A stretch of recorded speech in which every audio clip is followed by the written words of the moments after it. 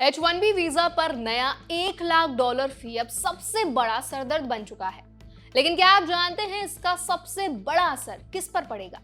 जी हाँ, young Indian women पर। इस वीडियो में आज हम बात करेंगे कि क्यों महिलाओं को इस नए नियम से सबसे ज्यादा नुकसान होगा, कैसे उनका सैलरी गैप उन्हें और भी कमजोर बना देता है, क्यों नए एप्लीकेशंस पर सबसे बड़ा बोझ पड़ेगा और कैसे इंडियन फैमिलीज का अब और भी सावधान रहना जरूरी है। तो चलिए फिर वीडियो को शुरू कर देते हैं। Hi, my name is Varsha Dubey and watching NBT tech add.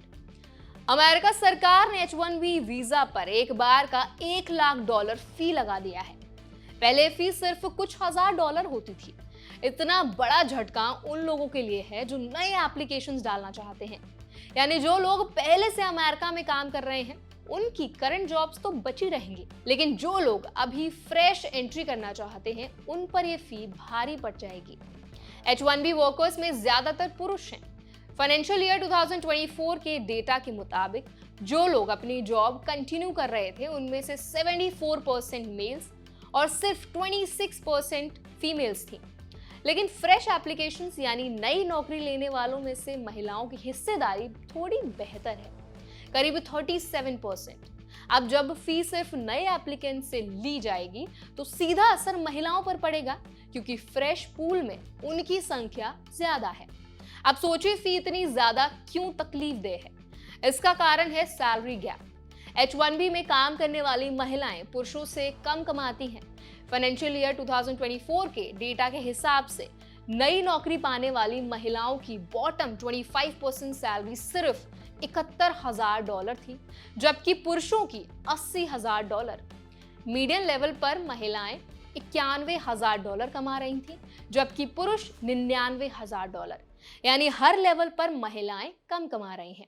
अब जब एक साल की सैलरी का बड़ा हिस्सा सिर्फ वीजा फी में चला जाएगा तो कंपनीज के लिए उन्हें स्पॉन्सर करना और भी मुश्किल हो जाएगा। किसी भी कंपनी के लिए नए वर्कर को स्पॉन्सर करने का मतलब होगा लाखों डॉलर का बोझ। एक तरफ सैलरी, दूसरी तरफ $1 लाख वीजा फीस। ऐसे में कंपनीज नेचुरली उन्हीं को चुनेंगी जिनसे उन्हें ज्यादा फायदा मिलेगा, जल्दी फायदा मिलेगा, और कम सैलरी वाले फ्रेश और वुमेन कैंडिडेट्स को पीछे छोड़ना उनके लिए आसान हो जाएगा। ये जेंडर गैप सबसे ज्यादा इंडियन वुमेन में दिखता है। चाइना से आने वाले H1B वर्कर्स में पुरुष और महिलाएं ऑलमोस्ट बराबर हैं, लेकिन इंडिया में वुमेन वर्कर्स की संख्या कम है और उनकी अर्निंग्स भी पुरुषों से कम है, क्योंकि H1B पूल में सबसे बड़ा हिस्सा इंडिया का है। करीब 60% वुमेन और 75% मेन बेनिफिशियरीज इंडिया से है। तो इस नए नियम का सबसे ज्यादा झटका इंडियंस को लगेगा। एक और दिलचस्प बात, फाइनेंशियल ईयर 2024 के डेटा के मुताबिक वुमेन एप्लीकेंट्स में 75% वुमेन 35 ईयर्स से कम उम्र की थी, यानी करियर की शुरुआत में ही उन पर $1 लाख का बोझ डल रहा है। एजुकेशन के मामले में भी वुमेन ज्यादा क्वालिफाइड हैं। करीब 44% वुमेन ने मास्टर्स डिग्री की हुई है, जबकि पुरुषों में ये सिर्फ 39% है। लेकिन फिर भी कम सैलरी और हाई फी उन्हें पीछे धकेल सकती है। अब जरा इंडियन फैमिलीज के पर्सपेक्टिव से सोचिए। बहुत सारे भारतीय पेरेंट्स अपने बच्चों की पढ़ाई और विदेश करियर के लिए सेविंग्स करते हैं, लेकिन जब सिर्फ वीजा एप्लीकेशन पर $1 लाख की नौबत आएगी तो कई फैमिलीज को 2 बार सोचना पड़ेगा कि इन्वेस्टमेंट सही है या नहीं, खासकर डॉटर्स के लिए, जहां पहले से ही समाज में करियर डिसीजंस को लेकर हेजिटेशन होती है। ये फी एक और बैरियर बन सकती है। तो ऐसे में इंडियंस को क्या करना चाहिए? सबसे पहले जो ऑलरेडी H1B होल्डर्स हैं उन्हें घबराने की जरूरत नहीं है, क्योंकि ये रूल नए एप्लीकेंट्स पर लागू होगा। जिनका नया एप्लीकेशन प्लान है उन्हें अपनी फाइनेंशियल प्लानिंग और भी मजबूत करनी होगी। वुमेन एप्लीकेंट्स को स्किल अपग्रेड और हाई पेइंग फील्ड्स में एंटर करने पर फोकस करना होगा, ताकि कंपनीज उन्हें स्पॉन्सर करने से कतराएं नहीं। फैमिलीज को अब ऑल्टरनेटिव वीजास जैसे कि L1 या O1 भी एक्सप्लोर करना चाहिए, जो शायद कॉस्ट इफेक्टिव साबित हो सकते हैं।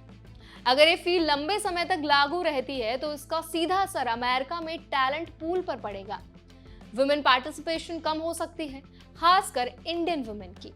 इससे डाइवर्सिटी पर भी असर होगा और कई क्वालिफाइड वुमेन को अपने सपने बीच में ही रोकने पड़ सकते हैं। तो साफ है कि $1 लाख फी सिर्फ एक पॉलिसी चेंज नहीं है, बल्कि कई यंग इंडियन वुमेन के करियर ड्रीम्स पर ताला लगाने जैसा है। जहां एक तरफ महिलाएं धीरे धीरे H1B पूल में अपनी जगह बना रही थी, वहीं ये रूल उनके लिए सबसे बड़ी चैलेंज बनकर आया है। अब सवाल ये है कि क्या इंडियन फैमिलीज इस नए रियलिटी को अपनाकर आगे बढ़ेंगी, या क्या फ्यूचर में इस रूल में कोई बदलाव आएगा? हमें कमेंट सेक्शन में आप जरूर बताइए कि आप क्या सोचते हैं, और ऐसे और भी अपडेट्स के लिए, वीडियोस के लिए हमारे चैनल NBT Tech Ed को जरूर सब्सक्राइब करें।